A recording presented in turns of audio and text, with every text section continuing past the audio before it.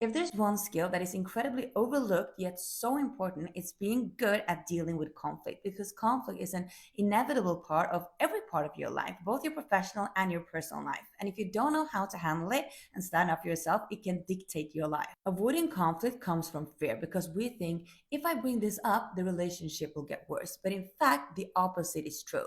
If I don't bring this up, the relationship will get worse. Silence damages a relationship way more than conflict ever could because bringing up a conflict is not creating a problem, it's solving a problem because the problem was already there, whether you were talking about it or not. So, the way to deal with it in a way that is kind and compassionate and without attacking the other person is to talk about the impact rather than the intention. Very often we get caught up in someone's intention, like, why did they do this? Or what did they mean when they do this? But in reality, that's actually not the most important thing. And also, that's a thing that we know nothing about. The only way you can know about someone's intention is to ask them directly, why did you do this? Like, what was your intention when you did this?